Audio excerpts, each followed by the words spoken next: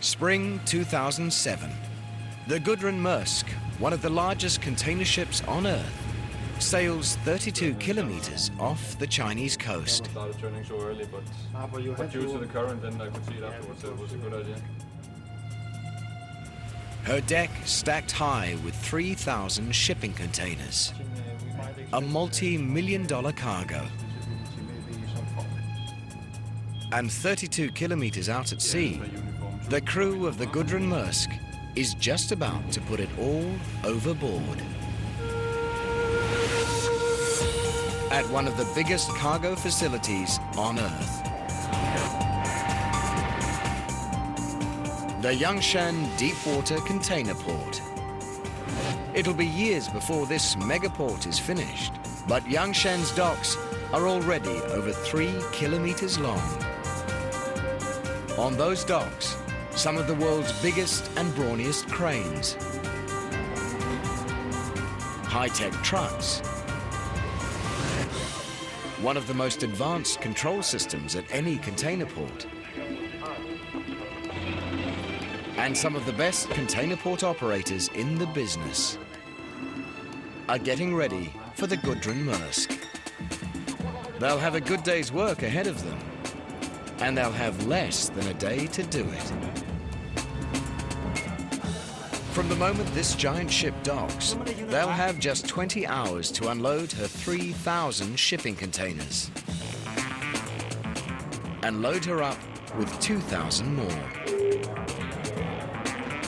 Then they'll have to move the 3,000 unloaded containers to the mainland, over 32 kilometers of open sea.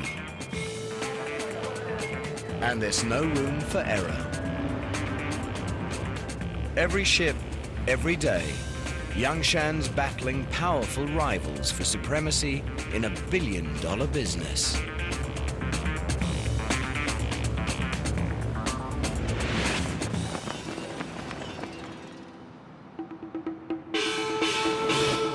Shanghai, China's biggest city and the world's busiest cargo port.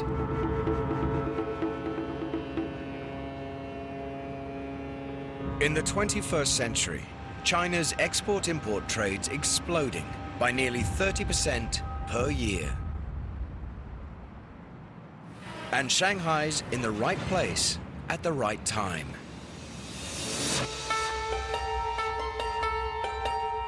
Located about halfway down the Chinese coast, right at the point where the Yangtze, the world's third largest river, empties into the sea.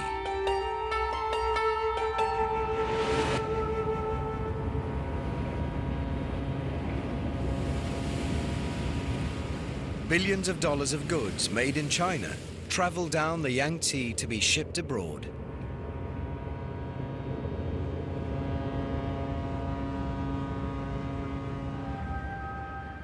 In 2001, that was 300 million tons of cargo.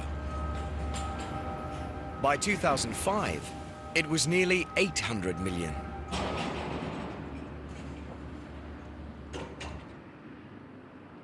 Shanghai should be sitting pretty. But it's got problems. Big problems.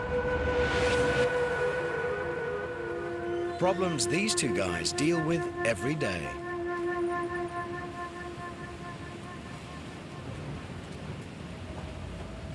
Wu Jiangwen and Jiang Wei are Shanghai harbor pilots.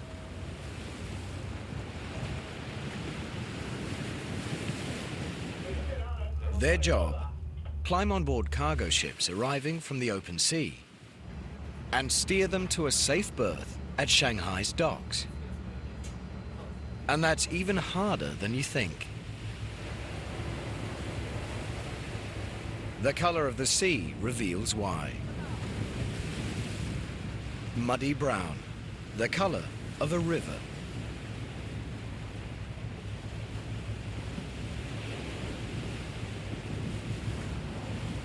Every year, millions of tons of silt wash down the Yangtze River and into the sea.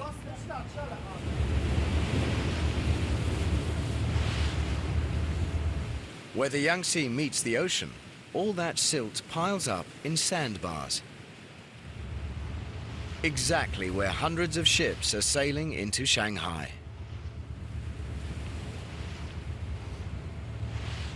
At low tide, the silted-up entrance to the world's busiest cargo port is only 7 meters deep. And in today's world, any ship that can clear 7 meters is a mere rowboat. The biggest ships that come into Shanghai need 12 meters water depth. So they are very dependent on high tide.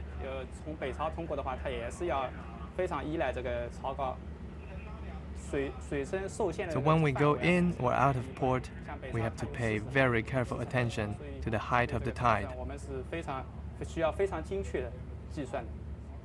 Today's vessel needs only 8 meters depth. It cleared the sandbars at high tide.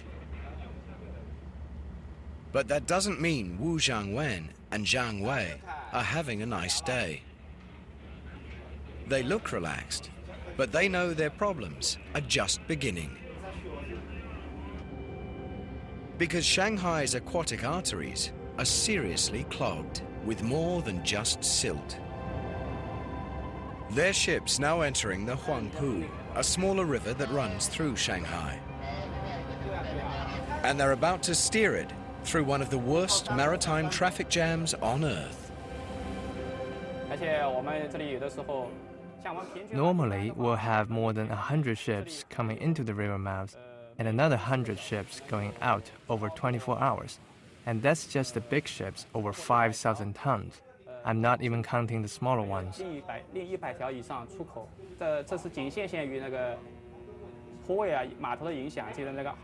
It is not a simple matter of one ship following another. There are ports all along the river. Ships have to cut across traffic, so there is a lot of risk. Shipping expert Matthew Flynn compares sailing up the Huangpu to commuting to work in the middle of the Indianapolis 500. It's probably one of the most exciting and memorable journeys that any ship captain can make. That doesn't mean that he's looking forward to it. It's probably the most challenging port entrance there is in Asia. And believe it or not, there's more. If you measure the Huangpu River bank to bank, it's 400 meters wide. But our two pilots know they're working with a lot less. The navigable waterway, the waterway that's deep enough, is fewer than 300 meters wide. In some places, it's only a bit more than 200 meters. And that worries Shanghai pilots, because a moving ship needs a distance 3 to 5 times its length to turn around. To avoid a collision, a 100-meter-long ship will need 300 to 500 meters. And on the Huangpu, it isn't going to get it. For instance, the ship we're on today is 145 meters long. So when it comes into the river, it can't turn itself around. And ships don't have brakes like cars do. If you slow a ship down to avoid a collision, you can't steer it. It would just drift out of control. So if there is an emergency, there is nothing I can do. That's why everybody's glad when the tugboats finally take over and push the ship into the dock.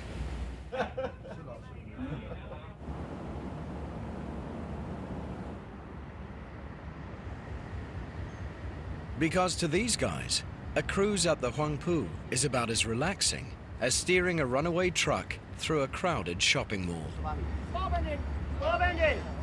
Shanghai's navigational challenges make life interesting for Wu Zhangwen and Jiang Wei. But why should they be a big problem for Shanghai?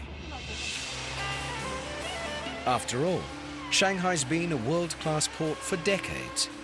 All that time, the Yangtze was choking with silt.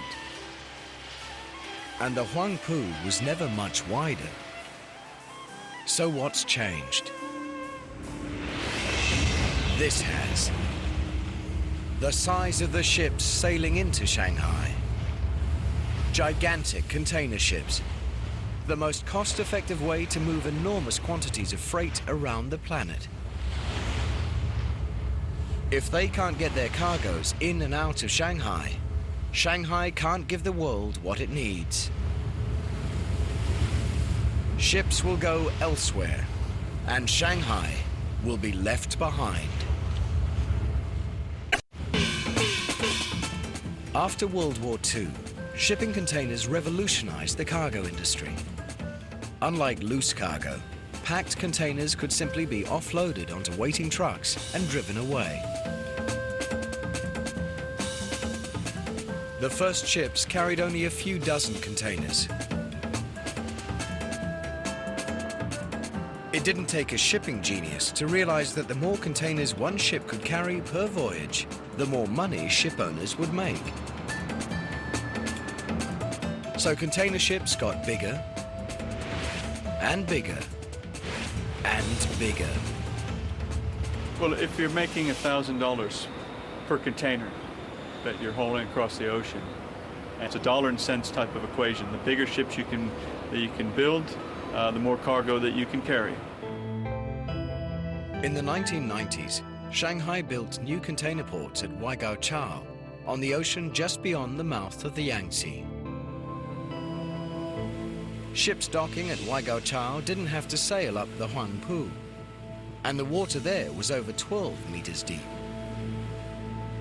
For a time, things seemed fine, but then the ships got even bigger.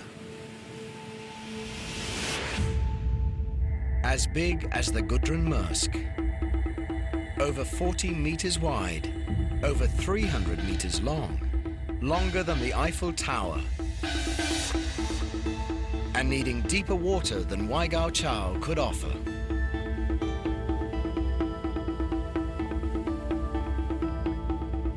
Even at 12.5 meters, that's not really deep enough for the biggest ships. We're talking 9,000, 10,000, 13,000 TEU container ships. So you really want something that's at least 15 meters. Today's megaships, like the Gudrun Maersk, are in a class by themselves. A class called Post-Panamax, because they're too wide to fit through the Panama Canal. And they're also too big for Shanghai. Steering a 350-meter-long vessel up the traffic-choked Huangpu isn't the best idea. And the Huangpu's 400-meter-wide channel isn't much wider than the Gudrun Maersk is long. Turning would be a nightmare. And in the early 1990s, Shanghai gave the world's biggest ships something else to worry about.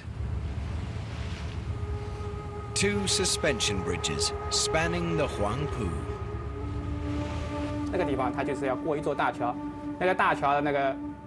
If a big ship came in, it could not pass under the Huangpu Bridge. Only ships of 48 meters tall or under can pass under that bridge.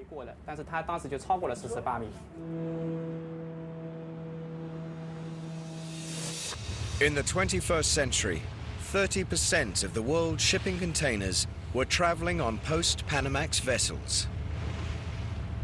And Shanghai still wasn't deep enough, wide enough, or big enough to let those ships come in.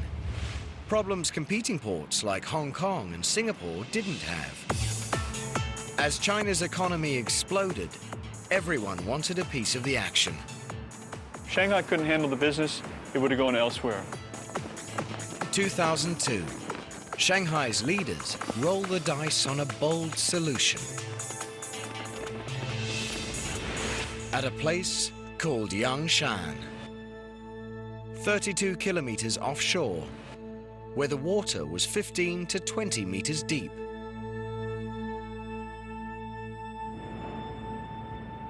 Today, Yangshan is a large island that can easily accommodate a world-class container port. But when Shanghai's engineers chose it, over 60% of it didn't exist.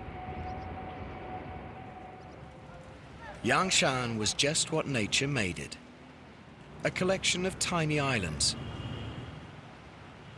with no room for anything but a fishing village.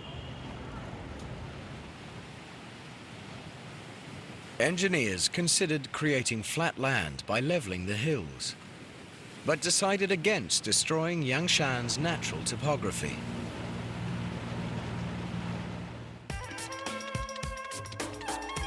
Instead, they decided to build the world's biggest container port virtually from scratch.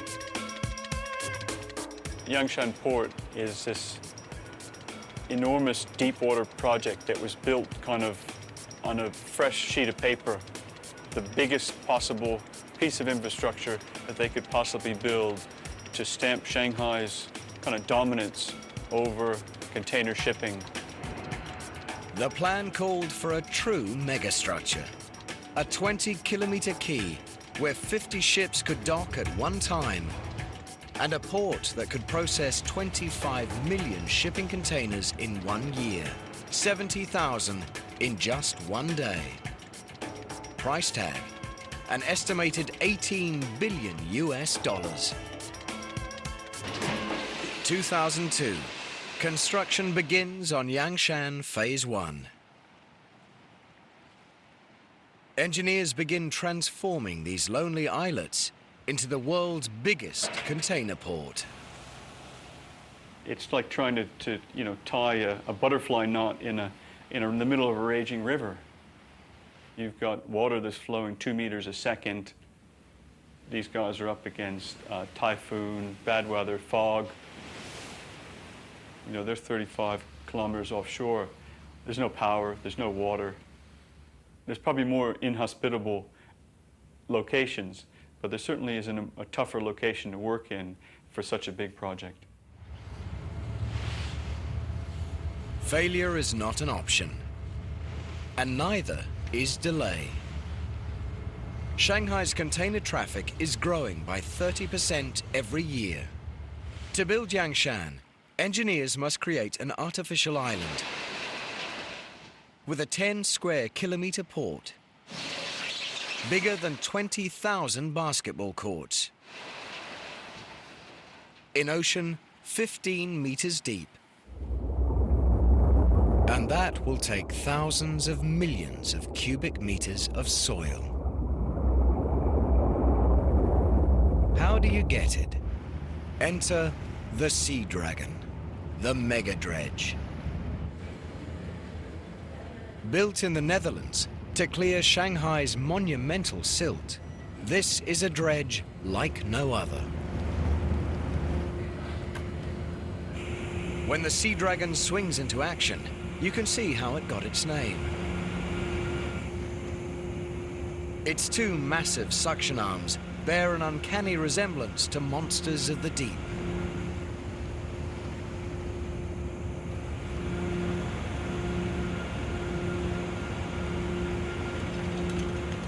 Ocean floor mud as deep as 45 meters can't escape their jaws. And they don't just eat a lot, they eat fast, thanks to some mega power topside. In the belly of this beast, two turbocharged 12-cylinder diesel engines generate 9,000 kilowatts of power each. With that kind of power, the Sea Dragon only needs to pump 1 hour to fill its hopper with mud. In China, 8 is a lucky number, so the Sea Dragon's hopper holds 12,888 cubic meters. That's over 200,000 kegs of beer. Once the hopper's full, two gigantic pumps drain the water from over 12,000 cubic meters of mud.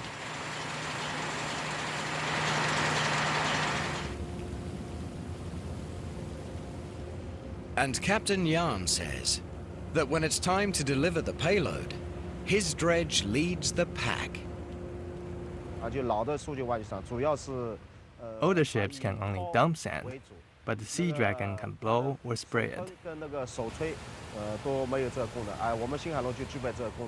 That gives it a real advantage over other ships on the construction site.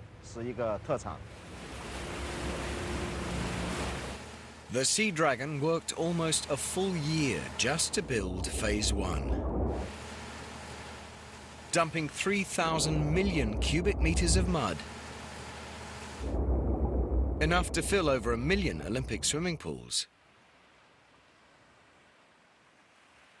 Growing a man-made island in ocean over 15 meters deep.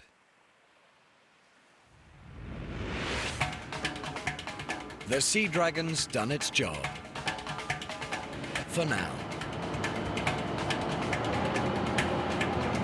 But there are still 2 more phases of Yangshan to build. And they'll need 13 billion cubic meters of mud. Enough to fill Loch Ness. Turning open sea into 10 square kilometers of world-class container port in under 4 years is pretty impressive. But Yangshan only proves itself when the world's biggest container ships come to call. Now, one of the biggest, the Gudrun Maersk, is ready to unload. And the port of Yangshan has to unload her 3,000 containers, reload her with 2,000 more, and send her on her way in just 20 hours. Over those 20 hours, Yangshan's state-of-the-art technology and the people who run and manage it must once again show the shipping world that they're among the best. Because in this high-stakes world, no matter how good you are, you're only as good as your last ship.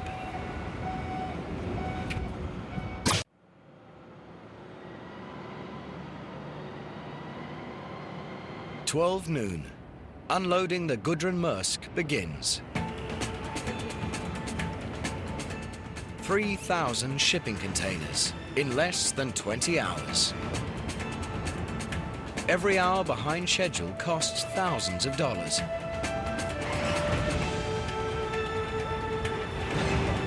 And takes you down a notch in the eyes of the shipping world.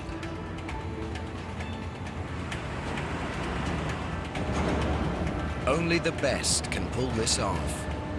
And Yangshan Deepwater Port has 13 of them. The STS-40 ship-to-shore crane, 50 meters high. That's as tall as the fabled Godzilla.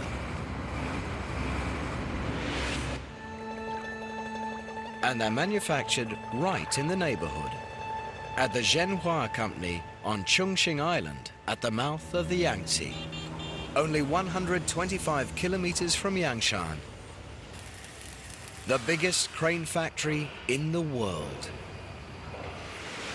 But even at this mega factory where mountains of metal seem to float on air, the Yangshan cranes were a tall order.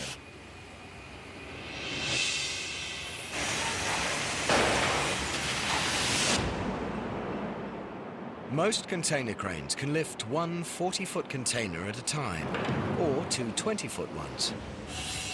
Yangshan needed cranes that could lift twice that many, and stand tall enough to reach them from atop the world's biggest ships.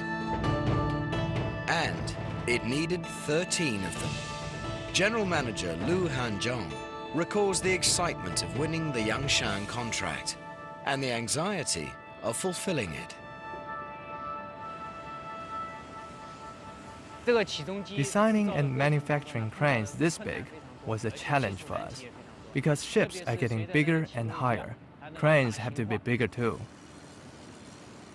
We couldn't simply make one of our smaller cranes twice as big. That crane would have been far too heavy to build. We needed to change the design of the whole structure. But one of the toughest challenges to giving Yangshan its super cranes wasn't building them.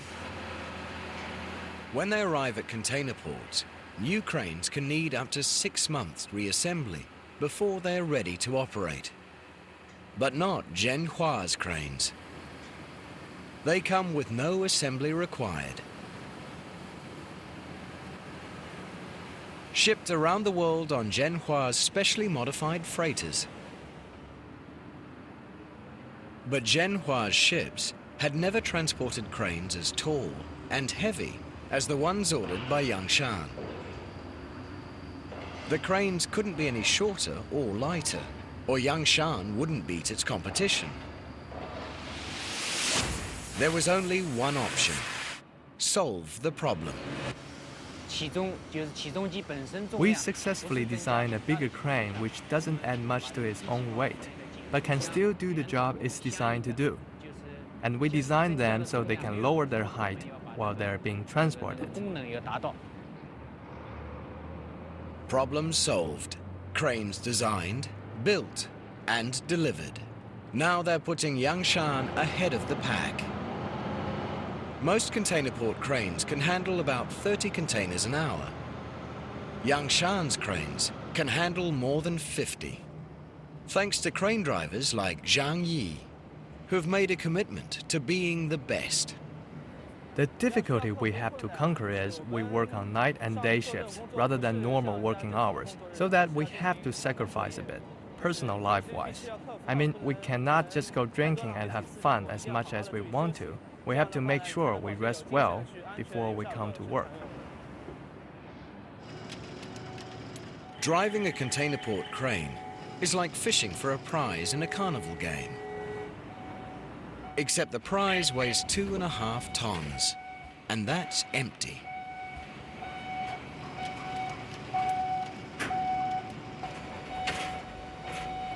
Sitting in a cab meters up, the operator has to maneuver the crane's lifter, called a spreader, into position over each container, then lower it by eye and by hand.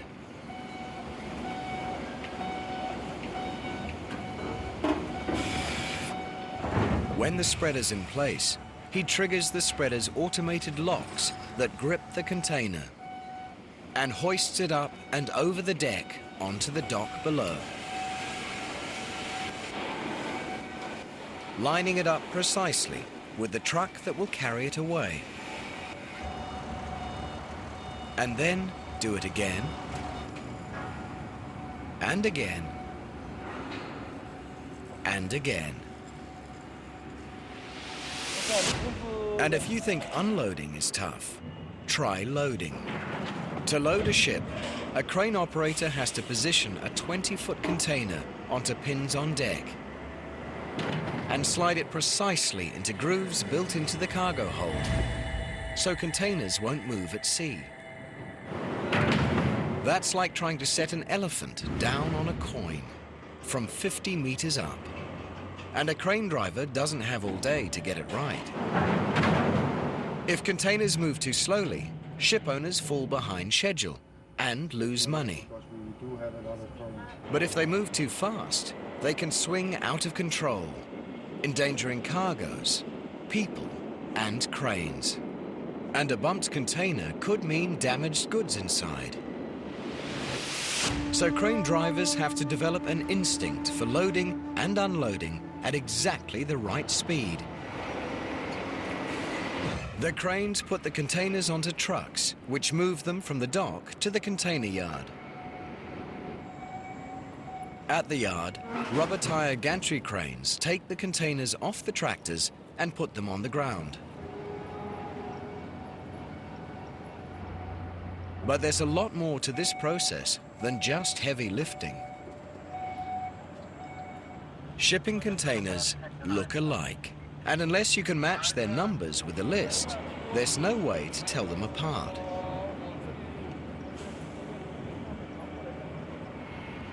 From the moment they leave the Gudrun Maersk, 3,000 containers have to be precisely tracked.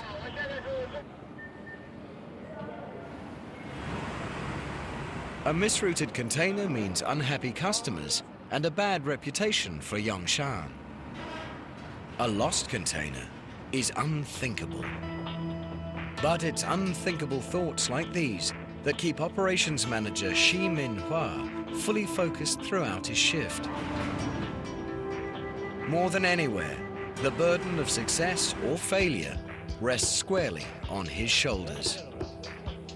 For the duration of his shift, he'll bear the ultimate responsibility for keeping the operation on time and on track. The port runs 24 hours. We are under a lot of pressure to work fast, but we try our best to fulfill our service promises to our customers. If anything does go wrong, the buck stops with Shi Minhua.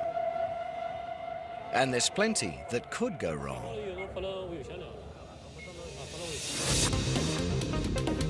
Before a ship sails, the shipping company's computers analyze the contents and destinations of its several thousand containers and assign every container a specific place on board. The first port containers are the ones on top, and the last port's containers are on the bottom. It's a pretty complex mathematical equation. If port operators make a mistake or fall behind schedule, they might have to ask permission to load containers in places other than the ones the computer assigned them. And that's not a question a ship's captain wants to hear. Containers loaded in the wrong places will confuse unloading in the next port. Badly loaded containers could make the ship unstable on the open sea. And Yangshan's competitors, Hong Kong and Singapore, each handle over 20 million containers a year with an error rate of less than 1%. All good reasons why no one at Yangshan wants to rock the boat.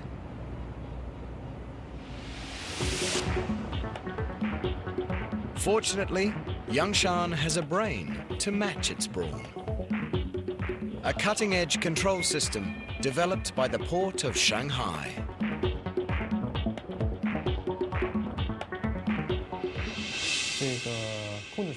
The operation control room has a highly developed CCTV supervising system, which can help to detect any potential problems. We communicate through walkie-talkie.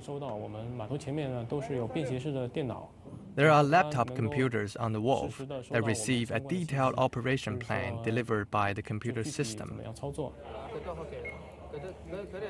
Cranes, trucks, and rubber tire gantry cranes all have cab displays electronically linked to the port control room. So crane operators and drivers know exactly which containers they're moving, when to move them, and where they go. The trucks receive wireless orders from the computer terminal in the operation control room. Portable mini computers in the trucks display instructions on what to do and where to go. The trucks we use here are some of the best. They're equipped to transport containers on the left and the right. And the driver's cab has windows on 3 sides, which allows the driver to see a lot more.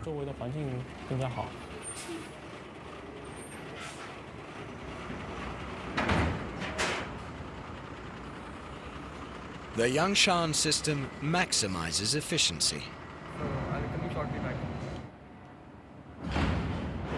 Sending ship after ship back to sea on schedule. Making crews and owners happy. Yes. Yangshan pilot, Yangshan. So they're trying to sail at a specific time to meet a berthing window at another port down the road. Delays are just not acceptable. The unloading and loading goes on all night. And past the break of day. 20 hours after she docks, the Gudrun Maersk departs Yangshan. leaving behind 3,000 containers filled with imported goods. Taking with her 2,000 others filled with exports. Xi Minhua and the Yangshan team can finally relax and call it a day. A very long day. But Yangshan's job isn't over yet. 3,000 shipping containers have to be delivered. Customers have waited weeks for the Gudrun Maersk to bring them across the ocean.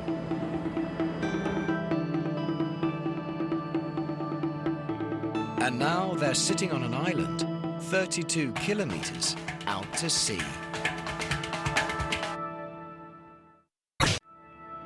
To compete with other world-class container ports, Yangshan must move over 20 million shipping containers per year. But how do you maintain your competitive edge when you're on an island in the middle of the ocean? You build another megastructure. The Donghai Bridge. 6 lanes wide and 32 kilometers long. More than 12 times longer than the Golden Gate Bridge. The second longest ocean-spanning bridge in the world. The longest is just 80 kilometers to the west, spanning Hangzhou Bay. Building a bridge this long on land would be tough. Building it over the open sea is a logistical nightmare. It's not like you're a steel worker building a skyscraper. You don't have electricity out there. Everything that you need to do your job has to be taken in by barge and back and forth in that fashion. Just designing the Donghai Bridge was a mega challenge. It had to be wide enough for 6 lanes of truck traffic, high enough to let some of the world's biggest ships sail underneath, and strong enough to withstand all that nature would routinely throw at it. Typhoons every summer, currents ripping past at 2 meters per second, 6-meter waves. And that's just on the surface. From the mainland to Yangshan Islands, the seabed can vary in depth from 10 to 30 meters. And it's nothing but soft, unstable mud. Not a good foundation for 6 lanes of concrete highway, vibrating with heavily laden trucks.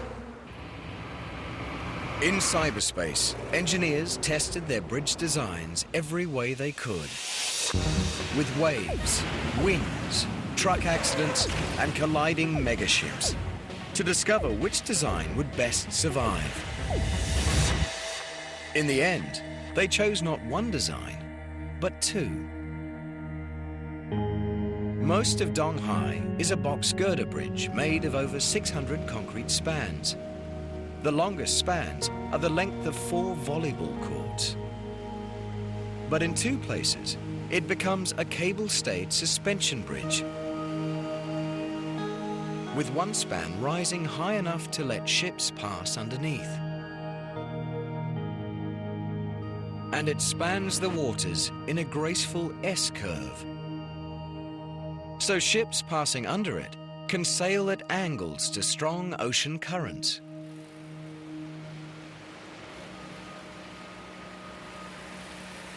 By 2002, engineers had a bridge that worked beautifully, on paper and in their computers. Now, they had to build it. First challenge: anchor kilometers of concrete in waterlogged mud, firmly enough to stand up in a typhoon. Engineers drove over 6,000 foundation piles into the sea floor, positioning them with GPS and 7 satellites within a 3 to 5 millimeter accuracy. 20 plus meters of water, then another 40 meters down below before they actually reached bedrock. Next problem, how to build 600 concrete spans, some weighing over 2,000 tons. In the middle of a sea so rough, construction's possible only 6 months of the year. The solution was not to even try. Instead, the Donghai's builders pre-built its massive spans on land and towed them out to sea. I mean, it would be craziness to try to build the bridge, you know, piece by piece in that position. And they had to actually, in the middle of the process, you know, actually construct this new barge with 1,600 ton lifting capacity to move these bridge sections into position. From start to finish, nothing was routine about building Donghai Bridge, including the workers' lives. As construction moved further out to sea, massive bridge pilings did double duty as dormitories. On 10 December 2005, 42 months after construction began, the Donghai Bridge opened to traffic.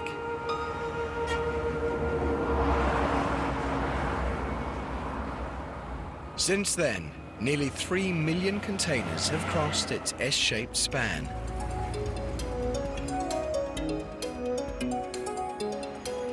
Under the watchful eyes of bridge operators. From this high-tech control room, they miss nothing that happens on, over, and under the world's second longest ocean bridge.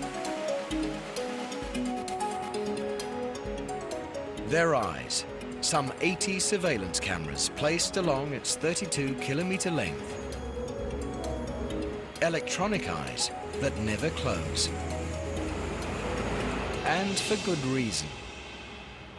The Donghai Bridge is a triumph of engineering over nature.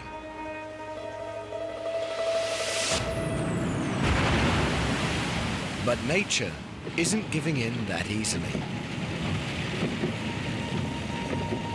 Typhoons and fog can make driving on the Donghai Bridge hazardous. In 2006, Super Typhoon Chanchu battered China with powerful waves and winds.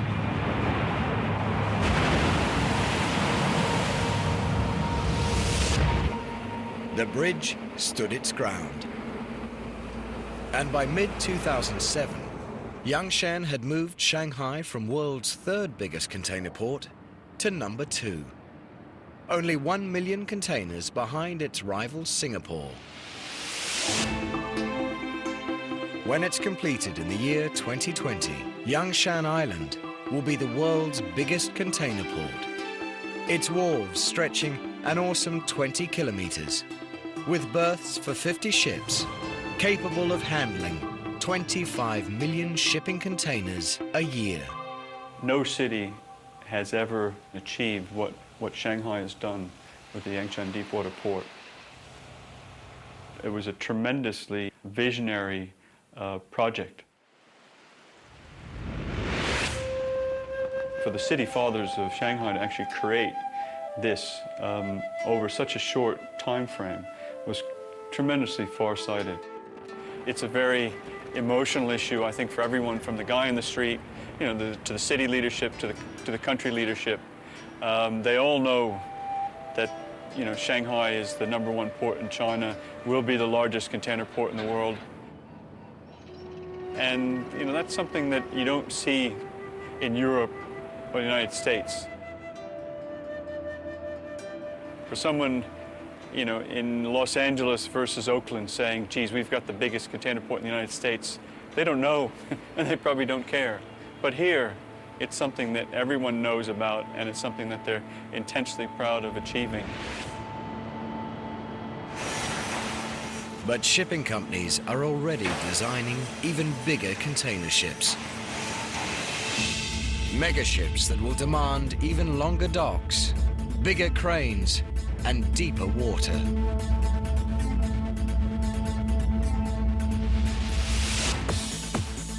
The biggest container port ever built may someday be just the first phase of an even bigger one.